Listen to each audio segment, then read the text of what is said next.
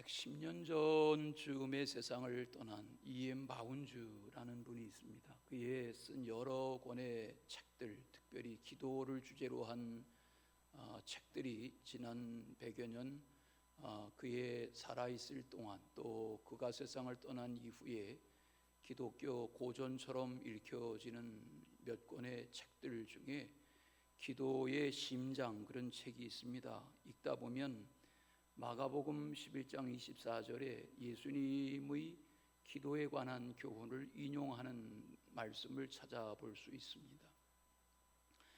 그러므로 내가 너희에게 말하노니 무엇이든지 기도하고 구하는 것은 받은 줄로 믿으라. 그리하면 너희에게 그대로 되리라. 이런 말씀입니다. 여러분, 주님의 이런 기도에 대한 가르침, 성경 말씀에 담겨있는 기도에 대한 이런 교훈들을 접하실 때에 여러분은 어떤 생각이 드십니까? 다시 읽겠습니다. 그러므로 내가 너희에게 말하노니 무엇이든지 기도하고 구하는 것은 받은 줄로 믿으라. 그리하면 너희에게 그대로 되리라. 기도에 대해서 이렇게 가르쳐 주셨습니다. 이런 말씀들을 읽다 보면 어떤 사람들은 그대로 믿어지기도 하고, 또 적지 않은 사람들은 설마 어떻게 기도한다고, 믿고 기도한다고 다 이루어진단 말인가, 이렇게 의아해하고 반문할 것이 분명합니다. 의심이 생기겠죠. 의심이 먼저 생기겠죠. 그런 기도에 대한 우리의 마음가짐, 우리의 태도를 아시는 예수님이 이 말씀, 마가복음 11장 24절에 이 말씀 하시기 전에 그 바로 앞 구절에서 이 교훈을 가르쳐 주십니다. 내가 진실로 너에게 이르노니 누구든지 이 산을 들리어 바다로 던지우리라 말하고 그 말한 것이 그대로 되리라고 믿고 마음에 의심하지 아니하면 그대로 되리라. 거기 보면 의심하지 아니하면 이라는 말씀을 말씀하신 것을 봅니다. 의심하지 않는 기도 생활을 해야 기도의 응답이 있다, 그런 교훈을 가르쳐 주세요. 여러분, 요즘 무슨 기도를 하며 지내십니까? 요즘 생각에 꽉 찬 기도, 또 기도할 때마다 먼저 기도하게 되는 그런 기도의 내용, 기도의 주제가 무엇입니까? 또 달리 질문하면 왜 기도하십니까?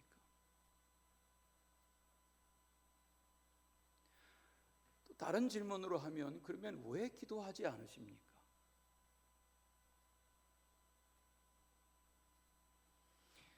자기 스스로에게 물어보십시오. 내게 있어서 기도란 도대체 뭔가? 예수님은 기도하는 생을 사셨습니다. 예수님의 세례, 요한에게 세례를 받으신 이후의 생애의 기록이 성경에 많은데, 세례 요한에게 세례를 받으신 예수님이 40일 동안 광야에 나가서 40일 금식하며 기도하셨습니다. 무슨 기도를 하셨는지에 대한 기도의 내용이 구체적으로 담겨 있지는 않습니다. 그리고 그 40일 기도 이후에 예수님은 제자를 부르시고 십자가에 달려 돌아가시기까지 3년여 기간 동안 제자들과 무리들과 그를 찾아오는 수많은 환자들과 환자들의 가족들 속에서 계속해서 하나님의 나라를 가르치시고 비유로 천국을 말씀하시는 그것, 그 외에 개인의 많은 시간들은 날마다 기도하는 데 시간을 쓰셨습니다. 예수님은 그의 이 땅에 드러나는 생애의 출발이 기도였고, 날마다의 삶의 과정이 기도였고, 예수님의 마지막 밤도, 붙잡혀 돌아가시기 전에 마지막 밤도 기도하는 것으로 그의 생을 이 땅에서 마감해 가셨습니다. 마태, 마가, 누가복음과 다르게 오늘 본문으로 읽으신 요한복음 17장을 펼쳐 가지고 보시면 26절 분량의 이 요한복음 17장은 예수님의 마지막 기도의 내용을 담고 있습니다. 만약 내가 이 세상을 떠날 날이 온다면 나는 무슨 기도를 드릴 것인가? 유언을 하는 것처럼 내가 세상을 떠날 날이 다가오는 것을 안다면 어떤 기도를 남길 것인가? 어떤 기도를 주님께 할 것인가? 그런 질문을 해볼 수 있겠지요. 또 내가 세상을 떠났을 때, 우리가 다 누군가 세상을 떠날 텐데, 세상을 떠났을 때 내 사랑하는 가족들이 나의 손때 묻은 생활 필수품들 정리하는 중에 내 생활 흔적 중에서 노트에 쓰여 있는 것이든 성경책 깔피에 꽂혀 있는 것이든 어느 메모지 한 장의 쪼가리이든 기도 중에 내가 생을 마무리해 가는 그런 생을 정리하는 그런 내용의 기도가 내 유품 중에 발견된다면 가족들은 그 기도문을 어떻게 받아들일까? 지난주에 존 웨슬리 회심에 대한 기념주의를 지켰는데 존 웨슬리는 88세를 살았습니다. 1703년에 나서 1791년 18세기를 거의 다 산 그 당시로는 엄청나게 장수한 그런 인물로 88세를 사셨습니다. 지금이야 목회 연한이 제한되어 있지만 그 당시에는 기력이 다하기까지 교회를 섬겼습니다. 영국에 가면 런던에 그가 목회하던 예배당이 있고 또 그때 지어진 예배당, 물론 그 후에 리모델링하고 또 했겠지만 그때 존 웨슬리 목사님이 사용하던 목사관 건물이 그대로 있습니다. 그의 생활하던 집기들, 책상, 의자, 식탁, 기도의자, 침대 그대로 삐걱거리는 나무 계단에 목사관에 그대로 보존되어 있습니다. 거기에서 돌아가셨다고 전해집니다. 요한 웨슬리 목사님, 존 웨슬리 목사님의 유언과 같은 기도, 그의 마지막 말, 그게 역사에 전해지고 또 런던의 웨스트민스터 예배당 안에도 그의 그 기도문이 새겨져 있다고 그럽니다. 이 기도입니다. 모든 것 중에서 최고의 것은 하나님이 우리와 함께 하신다는 것이다. 모든 것 중에서 최고의 것은 하나님이 우리와 함께 하신다는 것이다. 이 표현이 그가 남긴 마지막 말, 유언과 같은 마지막 말, 마지막 기도라고 전해집니다. 우리는 오늘 요한복음 17장의 마지막 부분에 있는 몇 구절의 말씀을 읽었습니다. 이 말씀을 들여다보면 기도하는 내용인 것을 알 수 있습니다. 20절, 내가 비옵는 것은. 9절에 보시면 내가 그들을 위하여 비옵나니, 또 16절에도 보면 내가 비옵는 것은, 이렇게 기도에 대한 내용이 9절마다 이어지는 것을 알 수 있습니다. 1절 말씀에 예수님이 눈을 들어 하늘을 우러러 이르시되라는 이르시되가 기도하여 이르시되, 그런 뜻이죠. 자, 그러면 과연 예수님은 이 땅에서 돌아가시기 전에 마지막 기도를 무슨 기도를 하신 것인가? 오늘 말씀에 보면 첫째는 보내신 것을 믿게 하옵소서.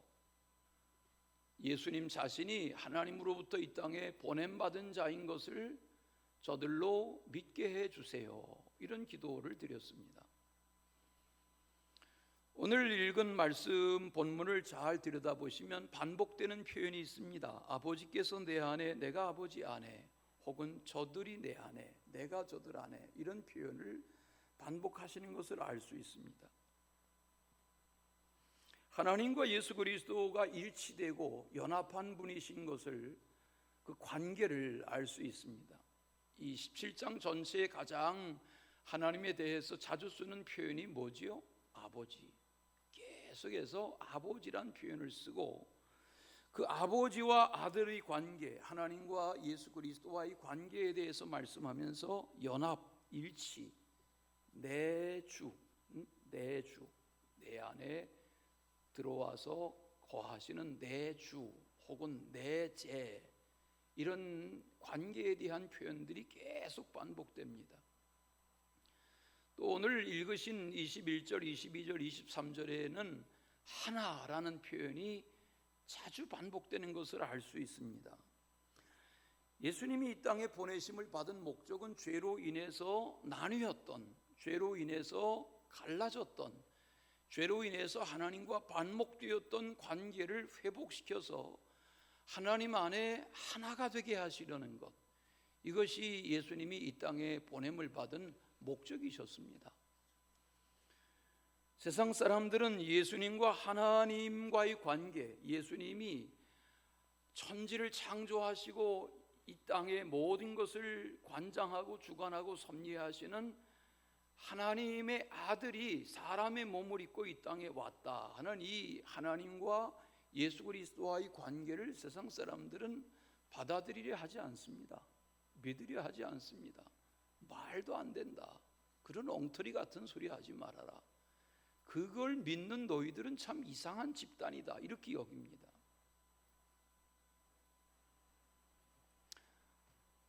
오히려 우리가 하나님과 예수 그리스도와의 관계를 세상 사람들에게 말하면 저들은 항변하고 우리를 조롱하게 될 것입니다. 그런데 예수님은 오늘 21절 후반부에 보시면 세상으로 아버지께서 나를 보내신 것을 믿게 해주세요, 이렇게 기도한 겁니다. 예수님의 마지막 기도가 세상으로 내가 아버지의 보냄을 받은 것을 믿게 해주세요. 그러면 여기서 말하는 세상이 뭘까요? 세상으로라는 세상이 뭘까요? 요한복음 3장 16절을 우리가 다 잘 아시는데 거기 보면 하나님이 세상을 이처럼 사랑하셨다 그랬죠. 그 세상이 무엇입니까? 세상 사람이죠. 하나님이 세상 사람을 이처럼 사랑하셔서 독생자를 주신 것이다. 그런데 오늘 예수님의 이 마지막 기도 가운데 보면 하나님 아버지, 세상 사람들로 하여금 아버지께서 나를 보내신 것을 저들이 믿게 해주세요. 왜냐하면 안 믿으니까, 못 믿으니까. 이게 예수님의 마지막 기도입니다. 예수님은 그런 세상에 살기가 등등하고 위협이 강한 그런 세상 중에 사람의 몸을 입고 탄생하셨습니다. 아시죠? 성탄절이면 묵상하는 동방 박사들이 별의 이동을 따라서 이상한 별의 이동을 따라 도착한 곳이 예루살렘이었습니다. 헤롯을 만납니다. 하나님의 아들의 탄생을 말합니다. 헤롯이 긴장합니다. 다시 별의 이동을 따라서 동방 박사들이 베들레헴까지 찾아갑니다. 헤롯은 저들에게서 들은 말을 생각하면서 베들레헴 근방에 2살 미만의 사내 아이들을 죽여라, 이렇게 명령합니다. 하나님의 이 땅에 사람의 몸을 입고 탄생하시는 탄생은 그런 위협과 살기 가운데 탄생하신 것입니다. 보냄을 받으신 거죠. 예수님이 12제자를 부르시고 그 12제자들과 함께 부지런히 말씀을 전하셨습니다. 수많은 각색 병자를 고치십니다. 그리고 틈틈이 예수님은 개인적인 시간을 딱 기도하는 데 할애하셨습니다. 그 기도의 마지막 총화가 오늘 이 17장에 그리고 오늘 묵상하는 말씀 속에 담겨 있습니다. 하나님이 이사야라든지 미가라든지 스가랴라든지 수많은 구약시대의 선지자들을 통해서 기록하게 하시고 말하게 하셔서 전한 하나님이 사람의 몸을 입고 이 땅에 오신다, 구세주가 오신다, 메시아가 오신다, 보내실 것이다, 보냄을 받을 것이다, 이 말씀은 구약의 계속된 수백 년간의 예언입니다. 그리고 그 말씀이 이루어진 것이 하나님의 아들 예수 그리스도의 탄생이시죠. 그렇게 이 땅에 오신 예수님이 12명의 제자를 부르셨고 그 12명과 더불어 사시면서 하나님의 아들이 누구신지를 계속 저들에게 가르치시죠. 또 주님의 가실 길, 고난당하고 죽임당하고 다시 살림 받을 거고 그걸 계속 말씀하시지만 믿으려 하질 않죠. 제자 중에 제자인 베드로 보세요. 나중에 예수님을 부인하고 배반하고 저주하고 도망가 버리죠. 왜 그랬을까요? 오늘 말씀처럼 세상 사람들이 하나님의 아들 예수 그리스도가 하나님으로부터 이 땅에 보냄받은 분이신 것에 대한 의구심이 컸습니다. 누구조차도, 제자들조차도. 지난주에 우리 사도행전 1장 말씀을 대하셨는데 거기 보면 승천하시는 예수님에게 제자들이 묻죠. 주께서 이스라엘 나라를 회복하실 때가 이때니까 하고 묻죠. 우린 그냥 이런 질문을 했네 하고 지나갈 수 있지만 여러분, 그 상황에 하나님의 아들이 부활하시고 40일 계시다가 하늘로 올라가시는 그 순간에 고작 질문한다는 질문이 하나님이 이 땅을 회복하실 때가 이때냐 하고 이스라엘의 회복에 대한 질문을 하늘로 승천하는 예수님께 질문한 것 보면 여전히 고착된 제자들의 관심 사항은 뭐예요? 세상의 것이에요. 주님이 그렇게 가르치시고 주님이 그렇게 말씀하시고 주님이 눈앞에 보여주시는 현상으로 보여주셔도 제자들의 관심은 다른 관심이 있었어요. 그게 뭐예요? 언제 이스라엘을 회복하실 것입니까?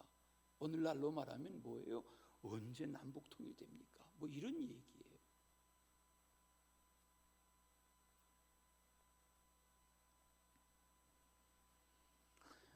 오늘날 우리들도 마찬가지가 아닙니까? 오늘 우리들의 기도는 무슨 기도를 드리면서 합니까? 예수님이 기도에 대해서 가르쳐 주신 마태복음 6장의 산상수훈의 교훈 가운데 보면 기도에 대해서 가르치시는 내용 중에 너희가 이방 사람들처럼 기도하면 안 된다. 뭘 먹어야 되나, 뭘 마셔야 되나, 뭘 입어야 되나, 그런 기도하지 말아라. 그걸 이방 사람들의 기도라고 말했습니다. 그러면 이방 사람들이 누굽니까? 은과 금으로 부어 만든 우상을 신으로 섬기고 나무를 깎아 만들고 돌을 다듬어 만든 신을 신이라고 숭배하며 사는 이방 사람들, 우상 숭배하고 미신에 붙잡혀 있는 사람들이 뭘 먹을까 뭘 마실까 그거 기도하는 그런 기도. 제가 이 4월 초파일 어간에 어디 사찰에 이렇게 산책하다가 거기 연등에 매어 달아 놓은 그 기도문을 봤습니다. 이 사람들은 뭘 기도하나? 예? 그 불교에서는 발원합니다. 그런 용어를 쓰더군요. 발원. 예? 출발한다 할 때 발, 원한다 할 때 원, 발원합니다 하고 썼어요. 깨알같이 썼어요. 리본에도 쓰고 뭐 종이에도 쓰고 뭐 나무 팻말에도 쓰고 기와장에도 쓰고 썼는데 내용을 들여다보니까 다 현세적인 거예요. 예? 자식 잘 되게 해주세요. 가족 건강하게 해주세요. 뭐 매매되게 해주세요. 취직되게 해주세요. 시집장가하게 해주세요. 손자 태어나게 해주세요. 못되게 해주세요. 못되게 해주세요. 딱 그런 소원이에요. 그걸 예수님은 뭐라고 그러셨어요? 이방 사람들.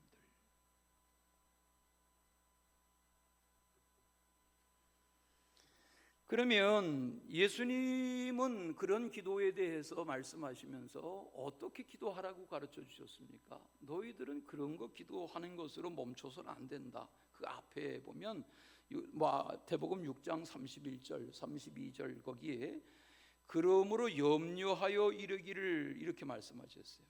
그리고 그 뒤에 보면 뭐 먹을까 뭐 마실까 뭐 입을까 그런 거 이방 사람들의 기도다. 그리고 하신 설명이 너희 하늘 아버지께서 이 모든 것 너희에게 있어야 할 것 다 아시오. 그리고 하신 유명한 기도에 대한 가르침이 그런즉 너희는 먼저 그의 나라와 그의 의를 구하라. 구하라가 뭐예요? 기도하라는 거죠.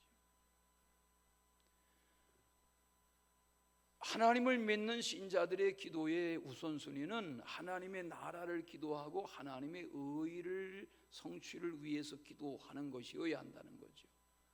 먹고 마시고 입고 그거 문제 가지고 기도하지 말고. 그게 예수님의 무슨 교훈이에요? 새가 창고를 지어 쌓아놓고 먹는 거 봤느냐? 들에 핀 백합화나 들풀들이 길쌈에서 입는 거 보았느냐 하는 말씀은 하나님은 이 땅에 인생들의 필요를 채우세요.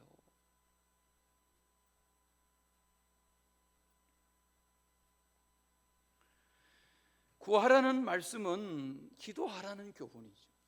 오늘 예수님의 마지막, 이 세상에서의 마지막이 기도였고, 그 기도의 내용 중에는 내가 아버지의 아들로 이 땅에 보냄받은 것을 저희들로 알고 믿게 해주세요. 보냄을 받은 분이시다. 물론 우리는 이 세상을 살면서 각양 다 다른 형편 속에 삽니다. 그러나 모세 때의 광야 40년을 보면 하나님이 그 광야 40년의 백성들을, 무리들을 무엇으로 먹이고 무엇으로 마시게 하셨습니까? 하나님의 만나의 공급으로, 하나님의 생수의 해결로 200여만의 무리와 그 10배가 넘는 짐승들이 그 광야에서 하루 이틀이 아니라 40년을 그렇게 버티고 살았습니다. 누구의 공급? 하나님의 공급.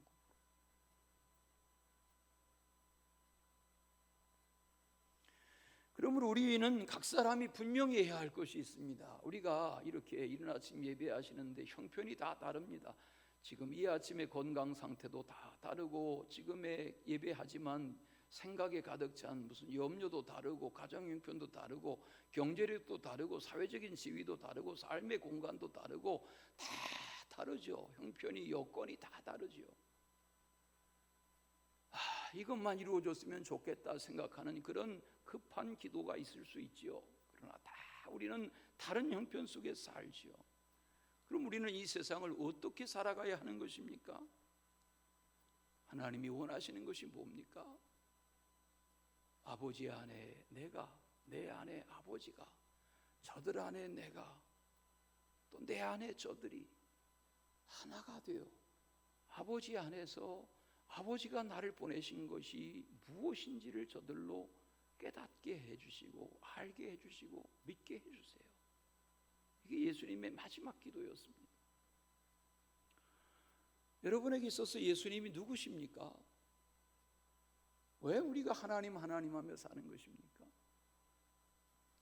오늘 말씀 안에서 왜 예수님을 하나님이 이 땅에 사람의 몸을 입고 보내셨는가, 그 보냄받은, 또 보내신 분의 뜻, 의도, 그걸 깨닫고 알고 믿는 것이 우리의 믿음이어야 한다는 거죠.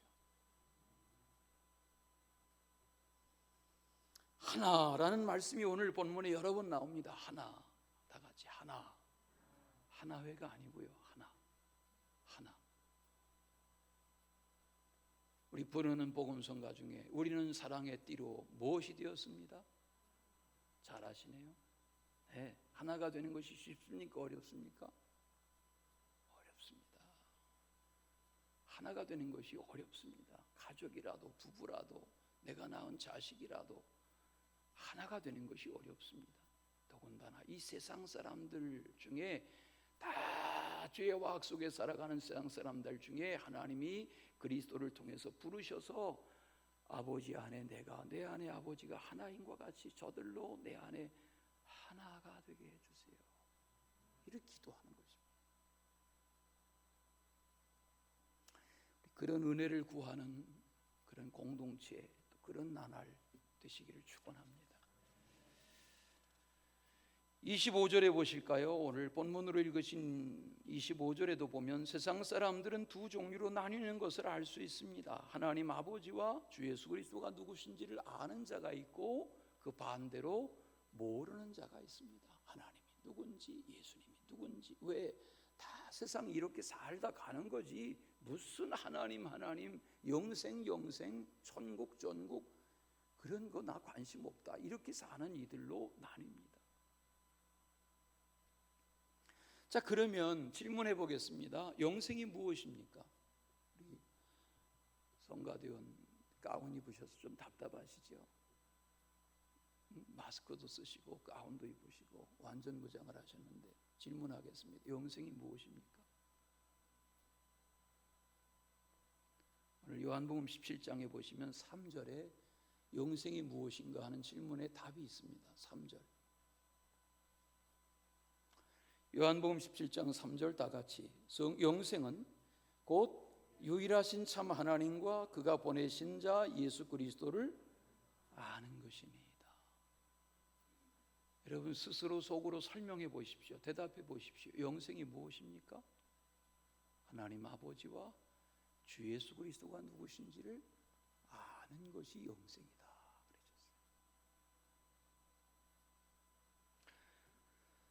두 번째, 예수님의 기도 중에 두 번째 내용은 오늘 본문에 사랑하신 것을 알게 하옵소서, 이렇게 기도하셨습니다. 사랑하신 것을 알게 하옵소서. 하나님이 평소에 아들 예수 그리스도를 사랑하셨죠. 창세 전부터 사랑하셨죠. 오늘 말씀에도 그런 내용이 나오죠. 창세 전부터 하나님 안에 하나셨던 아들 예수 그리스도를 이 땅에 구원의 분깃으로 사람의 몸을 입고 이 땅에 보냄받게 하신 거죠. 그 예수 그리스도라고 하는 분은 이 땅에 사람의 눈에 보이는 육체를 입고 활동하셨던 예수 그리스도는 누구세요? 하나님이 이 세상 사람들을 얼마나 사랑하시는지를 증언하신 실체, 그분이 예수님이신 거죠.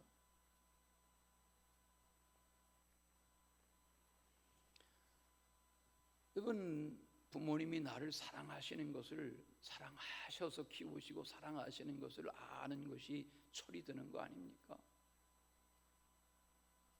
물론 못된 부모도 있죠. 자식을 낳아서 뭐 버린다든지, 뭐 죽음으로 몰고 간다든지, 굶긴다든지, 뭐 방치한다든지, 학대하는 그런 잘못된 가정들, 그런 부모들이 더러 있지요. 그러나 정상적인 부모와 자식의 관계라면 내리사랑이죠. 자식에 대한 사랑이 내리사랑이죠. 또 자식으로서 부모가 나를 사랑하였다고 하는, 사랑으로 키웠고 사랑한다고 하는 것을 아는 것이 철이 나는 거죠. 그 신앙으로 하면 하나님 안에, 하나님에 대해서 신앙의 눈에 철이 나는 것은 뭐예요? 하나님의 이 큰 사랑, 엄청난 사랑을 깨닫는 것, 제대로 하나님의 사랑만큼은 아니더라도 그 사랑을 깨달아가는 것이 신앙의 철이 나는 거죠. 오늘 말씀해 보시면 26절, 이는 나를 사랑하신 사랑이 그들 안에 있고 나도 그들 안에 있게 하려 함입니다. 그랬어요. 나를 사랑하신 사랑, 예수 그리스도를, 아들을 사랑하신 아버지의 사랑, 그 사랑이 무엇인지를 알 뿐만 아니라 그 사랑이 내게도 있고 그 아버지의 동일한 사랑이, 하나 된 사랑이 저들 속에도, 세상 사람들에게도 있는 것을 저들로 알게 해주세요. 사랑을 알게 해주세요. 그게 예수님의 마지막 기도이셨어요. 요한복음 3장 16절 다시, 하나님이 세상을 이처럼 모하사, 하나님이 세상을 이처럼은 뭐예요? 이처럼은 독생자를 주신 사랑. 제가 여러 차례 이야기하는, 원주 중앙교회 담임 목사를 하는 제 친구 목사가 10여 년 전에 간에 이상이 와서 사형 선고 받은 것처럼 그렇게 지내고 목회도 내려놓고 그렇게 지내던 중에, 그 당시에 군대 가기 직전 혹은 군대 갔다 왔나 잘 모르겠어요. 지금 초등학교 교사인 그 아들이 조직 검사를 마치고 아버지에게 간을 이식할 수 있다. 그래서 20대 초반의 아들이 아버지와 함께 병실에 들어가고 여기 현대 아산병원에서 수술을 했습니다. 뭐 친구 목사들이 다 전국에 흩어져서 목회하니까 제가 서울에 가까이서 목회하는 그런 부담을 가지고 문병 갔습니다. 상황을 들었습니다. 아들의 간을 절반 이상 잘라서 받고 아버지가 회복해 가는 건 좋은데, 간을 절반 이상 잘라낸 이 아들이 체온이 40도 이상 펄펄 끓고 안정을 찾지 못하는 겁니다. 그 같은 층에 아버지는 이 방에, 간을 잘라준 아들은 저쪽 방에 있습니다. 근데 전해지는 소식이 아들이 아버지에게 간을 잘라준 후에 안정을 찾지 못하고 고열로 신음하고 죽어가고 있다. 이 소식을 들을 때 아버지 마음이 어땠을까요? 최근에도 정기적으로 그 같은 병원에 수술한 담당 의사에게 정기적으로 와서 검진을 하고 돌아가고 이런 소식을 접해요.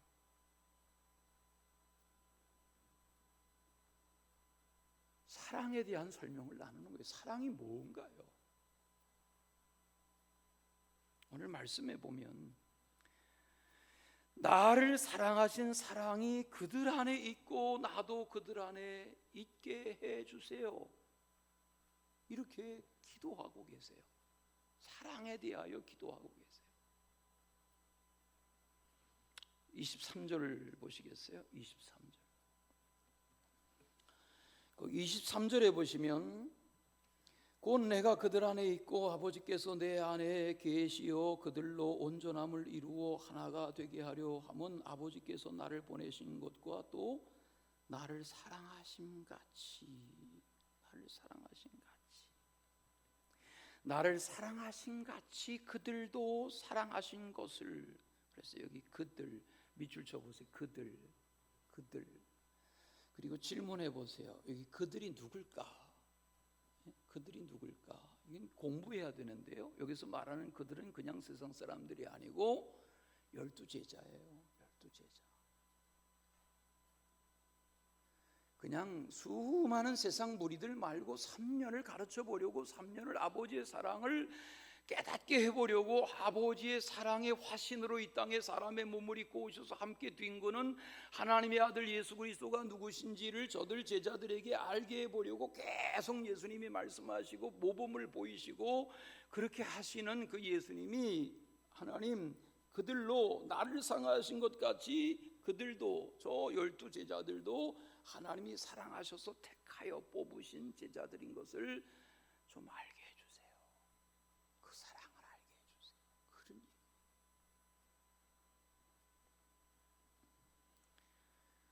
그 사랑을 실천하시던 예수님이 답답하셔서 마지막 밤에 제자들의 발을 씻기시죠. 왜? 못 깨달으니까. 그리고 말씀하시죠. 내가 행한 것처럼 너희도 행해라. 그 발 씻기는 게 뭐예요? 발을 씻겨주는 게 뭐예요? 섬김과 사랑의 표현 중에 하나인 거죠. 내 발 내가 실제 건강하면, 그러나 누군가가 내 발을 씻겨준다는 것은 섬김을 받지 않고는 살아갈 수 없는 상황, 그거 말하는 거죠. 오늘 이 5월 마지막 보내는 주의 날 아침에 여기 주님의 기도의 이 사랑이, 이 사랑에 대한 주님의 기도가 여러분에게 잘 깨달아지시길 바랍니다.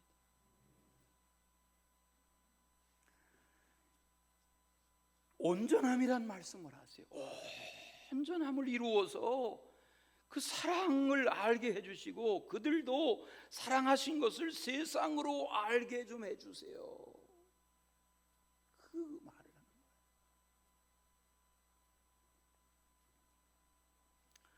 우리가 다음 주일에 성찬식을 할 것입니다. 성찬이 무엇입니까? 우리는 어린아이 세례를 받았든 안 받았든 다 성찬에 초대하는데 성찬이 무엇입니까?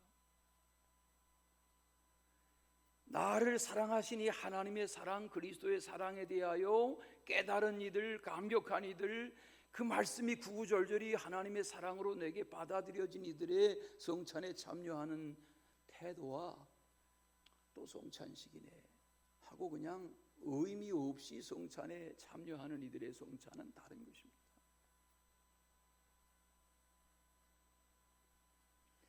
신앙생활이 그렇습니다. 나를 향한 하나님의 사랑, 예수님의 사랑에 대하여 제대로 깨닫고 나면 그 사랑은 감격이 되는 거죠. 그게 뭐예요? 그 크신 하나님의 사랑.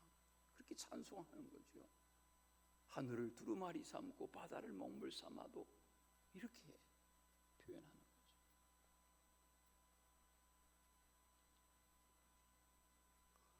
여러분 누구에게 그렇게 긴 사랑의 편지를 써보셨어요? 예? 하늘을 두루마리 삼고 바다를 먹물 삼을 정도의 그런 사랑의 편지를 누구에게 써보셨어요? 누구에게서 받아보셨어요? 성경은 또 예수님의 이 땅에서의 삶은 그렇게 표현해도 표현할 수 없는 하나님이 나를, 세상을, 우리를 사랑하신 사랑에 대한 증거, 표현, 열매, 그분이 예수님이신 거죠.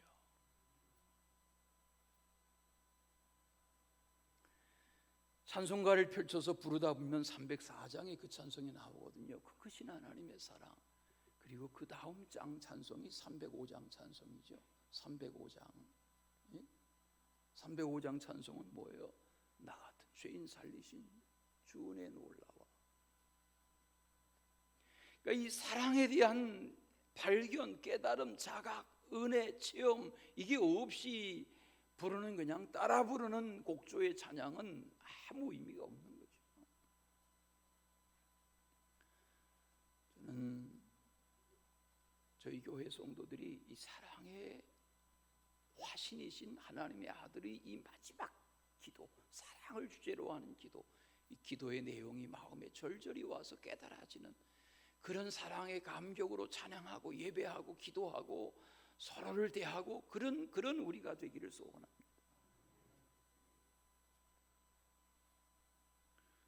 마지막 주의 영광을 보게 하옵소서, 그런 기도를 기도하셨어요. 오늘 17장의 예수님의 기도 가운데 아버지란 표현을 자주 하시면서 반복되는 그런 강조 가운데 눈에 띄는 표현이 있어요. 22절, 내게 주신 영광을 그랬어요. 그리고 24절 끝에 보면 내게 주신 나의 영광을 이라고 말해요. 나의 영광을. 질문해 보겠습니다. 여러분, 영광이 무엇입니까? 우리가 살아가다 보면 그런 표현을 쓸 때가 없지는 않죠. 아유, 영광입니다. 그러나 그런 정도의 표현으로 쓰는 그 영광이 오늘 그리스도께서 기도하신 이 기도자의 하나님의 아들의 영광과는 격이 다른 거죠. 차원이 다른 거죠. 그러면 예수님은 기도를 마무리해 가시면서 왜 나의 영광을 저들도 보게 해주세요, 이렇게 기도한 걸까요? 나의 영광. 그러면 예수님이 기도하신 이 영광이라는 게 뭘까요? 예수님의 영광, 예수님의 누리시는 영광, 누리는 영광은 이 땅에서 고난을 당하셨지만, 죽임당하셨지만, 무덤에 장사되었지만 부활하시고 승천하시고 하나님 보좌 우편에서 영존하시는 영광인 거예요. 영존하시는 영광. 우리 사실은 이 봄에 5월 가기 전에 우리 어르신들 모시고 청와대 개방한다고 그래서 청와대 관광하려고 그랬어요. 그런데 그게 뭐 하루에 몇만 명씩 인원 제한한다니까 웬만한 빠른 방법 가지고는 인터넷 예약도 하기가 어렵고, 이제 갈 만한 사람들 다 갈 때까지 그냥 기다렸다가 나중에 가십시다. 근데 최근에 단막 기사에 보니까 거기 관저, 대통령 내외가 살던 관저를 공개하는데 아직은 내부에 들어가진 못하고 창문으로 기웃거리는 그런 공개를 했다고 그래요. 대통령 내외에 쓰는 침실이, 놀라십시오, 80평이래요. 청소하기 힘들겠죠. 사람이 자리 깔고 돗자리 깔고 누우면 한 평이면 눕는 게 사람인데 침실 공간이 80평이었대요. 저는 질문합니다. 그런들 그래서 어떻게 됐단 얘기입니까?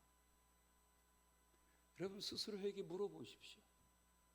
여러분이 월세방에서 그냥 포대기 깔고 지낼 때하고 지금 값비싼 침대에 누워서 넓은 운동장 같은 집에서 살 때하고 뭐가 달라졌습니까? 그래서 어떻게 된 겁니까? 주님이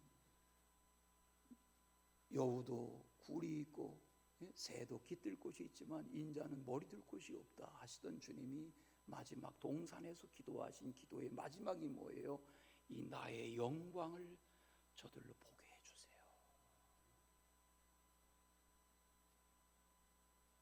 보게 해주세요가 뭐예요? 나의 영광을 누리는 그 하나님의 나라의 영광 중에 저들도 장차 함께 있게 해주세요. 그 이야기예요. 그런 은혜의 주인공들이 되시기를 바랍니다. 24절 보세요. 나의 영광을 그들로, 그래서 그들로 보게 해 주시기를 원합니다. 그랬어요. 보게 해 주시기 원합니다. 그런 주의 영광을 주님 안에서 사모하며 사는 이 세상은 다 나그네 인생길로 가겠지요. 그런 영광을 보며 사는 그런 은혜의 주인공 되시기를 축원합니다. 이제 6월, 7월 되면 더워서 옥상에 잘 안 올라가실 텐데 제가 지난 주일 새벽마다 올라가 봤거든요. 어떤 때는 오후에도 올라가 보고 참 꽃들한테 죄송한 거 있어요. 미안한 거 보는 사람이 없어. 그냥 자기들끼리 폈다 시들지 옥상에 일주일 동안 올라가는 사람이 몇 없어요. 오늘 5월이 가기 전에 옥상 좀 둘러보고 가십시오. 날마다 물 주고 해서 이제 작년하고 또 달라요. 물론 뭐 거기 더 다듬으려면 끝도 없지요. 그러나 주의 동산이니까 하나님의 집에 여러분의 삶에 그런 주의 평화가 임하시기를 축원합니다. 우리 찬양하십시다. 내는 주의 영광을 보내